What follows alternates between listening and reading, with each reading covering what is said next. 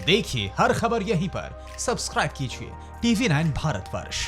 इस बात से कोई इनकार नहीं है कि चीन एक शक्तिशाली देश है। वो दुनिया की दूसरी सबसे बड़ी अर्थव्यवस्था है। उसके पास भारी भरकम सेना है। चीन के पास करीब 3000 एटम बम है।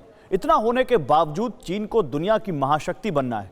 उसे सुपर पावर अमेरिका के बराबर आकर खड़ा होना है। लेकिन चीन शैतानी चालों, गद्दारी और मक्कारी के जरिए महाशक्ति बनना चाहता है। चीन ने 15 जून को इसका सबूत लद्दाख के गलवान में दिया। अब समझने की जरूरत है, चीन के पड़ोस में भारत सबसे बड़ा देश है। भारत सैन्य शक्ति और अर्थव्यवस्था के मामले में मजबूत स्थिति में है। भारत की ताकत चीन की विस्तारवादी नीति के लिए चुनौती है। LAC के करीब भारत का बुनियादी ढांचा विकसित करना चीन को नागवार लगता है। भारत अमेरिका की नजदीकियां भी चीन को खटकती हैं।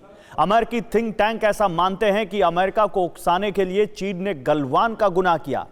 गलवान में भारत ने चीनी सेना को मुंहतोड़ जवाब दिया। यह अच्छी तरह समझा दिया कि उसकी नीतियां उसको मुबारक। अगर हिंदुस्तान की तरफ आंख उठाकर देखा तो अंजाम भुगतने के लिए तैयार है। लेकिन चीन का चरित्र निर्माण अलग तरीके से हुआ है। वो येन केन प्रकारेण दूसरे देश को हड़पने की ताक में रहता है। इस बात की मिसाल भारत के पड़ोस में ही मौजूद है। पाकिस्तान को चीन ने अपना गुलाम बना लिया है तो नेपाल उसके इशारों पर अब नाचने लगा है। उनका सिर्फ गोल ये है कि किसी तरह पाकिस्तान को सबक सिखाया जाए और पाकिस्तान को गिराया जाए। ओपनली उनके थिंक टैंक्स के अंदर ओपन टीवी के ऊपर वो बात करते हैं। डोर बीजिंग से शी जिनपिंग खींचते हैं और बोल इमरान के निकलते हैं। पाकिस्तान ने पूरे मुल्क की रजिस्ट्री चीन के नाम लिख दी है। इमरान खान के खजाने में एक एक रुपया चीन का है। जिनपिंग ने इतना कर्ज दिया है कि पाकिस्तान की 7 पुश्तें इसे चुका नहीं पाएंगी। जरा आलम देखिए। पाकिस्तान की सेना चीन के इशारों पर चलती है। प्रधानमंत्री इमरान खान चीन के एजेंट जैसे हैं। जनरल बाजवा पाकिस्तान में चीन की सेना के मोहरे हैं।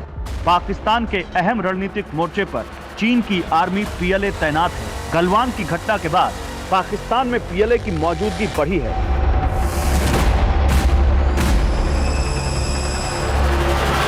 इमरान खान की तरह पाकिस्तानी सेना ने चीन के आगे सरेंडर कर दिया है। जब से लद्दाख के गलवान में चीन ने गद्दारी की है, जब से भारत ने गलवान में चीन को मुंहतोड़ जवाब दिया है, तब से रेड आर्मी ने पाकिस्तानी फौज को बैकफुट पर धकेलकर खुद फ्रंट फुट पर खेलना शुरू कर दिया है।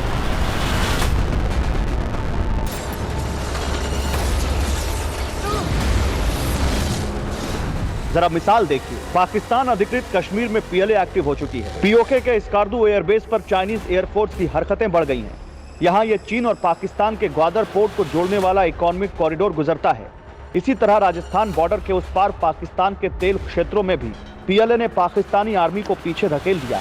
PLA के इशारे पर पाकिस्तान ने सियाचिन में तैनाती बढ़ा दी। चीन की चतुर चाल का शिकार गरीब देश बनते हैं। पहले चीन इन गरीब देशों में निवेश करता है, फिर जब ये गरीब देश इस कर्ज को चुका नहीं पाते तो फिर चीन की चाल शुरू होती है। लोकतांत्रिक तरीके से चुनी गई सरकारें इन देशों में बेईमानी हो जाती हैं। ठीक ऐसा ही पाकिस्तान के साथ हुआ है। इतिहास गवाह है कि पाकिस्तान जमाने से अमेरिका के करीब रहा, लेकिन जैसे जैसे पाकिस्तान में आतंकवाद गहरी जड़ें जमाता गया, वैसे वैसे पाकिस्तान की अमेरिका से दूरी बढ़ती गई। आज आलम यह है कि अमेरिका और भारत साथ खड़े हैं और दूसरी तरफ पाकिस्तान चीन की जेब में है। चीन न सिर्फ पाकिस्तानी आर्मी को हथियार सप्लाई करता है, बल्कि आतंकी फैक्ट्री का भी मददगार है। पाकिस्तान में आतंकवाद की खेती होती है। ज्यादातर दुनिया के मुल्कों ने पाकिस्तान को इसके लिए लताड़ा है, लेकिन अंतर्राष्ट्रीय मंचों पर चीन ने हमेशा पाकिस्तान का साथ दिया है। आतंकवाद के मुद्दे पर भी पाकिस्तान को बचाया है।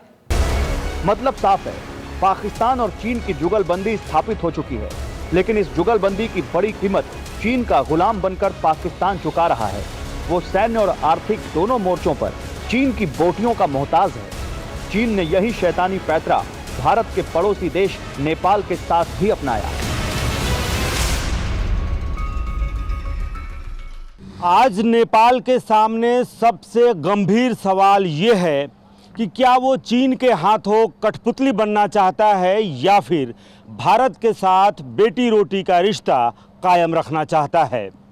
नेपाल का मौजूदा रवैया साबित करता है कि ड्रैगन की काली नज़र आज नेपाल पर पड़ चुकी है और भारत का पुराना पड़ोसी चीन के बहकावे में आने लगा है। भारत और नेपाल के बीच बहुत पुराने और गहरे संबंध रहे हैं। दोनों देशों की सरहद भी पारिवारिक रिश्तों में घुली मिली रही है, लेकिन चीन की काली नजर ने रिश्ते बिगाड़ने का खेल शुरू कर दिया है। नेपाल ने भारत के साथ सीमा विवाद को हवा दी। नेपाली संसद ने नक्शा पारित कर लिपुलेख, काला पानी और लिम्पियाधुरा जैसे रणनीतिक क्षेत्र पर दावा किया है। 13 जून को नए विवादित नक्शे को नेपाली संसद से सर्वसम्मति से पारित करवाकर नेपाल ने भारत के साथ बातचीत की उम्मीदों को झटका दिया है। अब सवाल है कि क्या भविष्य में सीमा विवाद पर बातचीत की कोई गुंजाइश है? इस सवाल का जवाब भारत नेपाल सीमा पर लगे कटीले तार, सीमा पर तैनात नेपाल सशस्त्र बल की तैनाती में ढूंढा जा सकता है।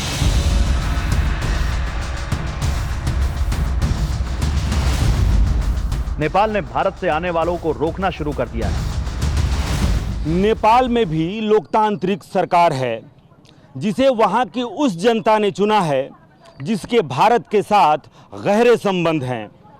लेकिन नेपाल के सत्ताधारियों को चीन ने गुलाम बनाने की चाल चल दी है। इस खेल के लिए चीन ने पाकिस्तान के साथ साथ नेपाल का भी इस्तेमाल करना शुरू कर दिया है। आज सवाल ये है कि क्या नेपाल के प्रधानमंत्री केपी ओली चीन की कठपुतली की तरह काम कर रहे हैं? नेपाल के प्रधानमंत्री ओली की आंखों पर चीन का चश्मा चढ़ा हुआ है। वो नेपाल के कोरोना संकट के लिए भारत से आए वायरस को जिम्मेदार ठहराते हैं। ओली के इस चीन प्रेम के पीछे वजह भी है। चीन ने ओली के मददगार के तौर पर नेपाल की राजनीति में घुसपैठ की।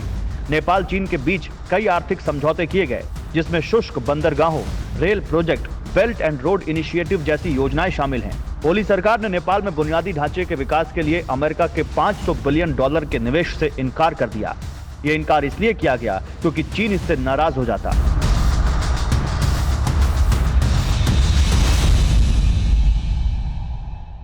नेपाल के अमेरिका से करीबी रिश्ते रहे हैं, लेकिन पिछले कुछ समय से नेपाल की नज़दीकियां चीन के साथ बढ़ती गई हैं और इसकी वजह से नेपाल ने भारत और अमेरिका दोनों से ही दूरी बनानी शुरू कर दी है। लेकिन इसके बावजूद नेपाल में एक ऐसा धड़ा है राजनीतिक तौर पर जो प्रधानमंत्री ओली को ड्रैगन से दोस्ती करने को लेकर चेता रहा है। नेपाल के अंदर चीन को लेकर आशंकाएं सच साबित हुई। चीन ने नेपाल की जमीन हड़पने का खेल शुरू कर दिया। रक्सौल से रुपेश कुमार के साथ ब्यूरो रिपोर्ट, TV9 भारतवर्ष। अड़ी सोमवार से शुक्रवार शाम 6 बजे सिर्फ TV9 भारतवर्ष पर।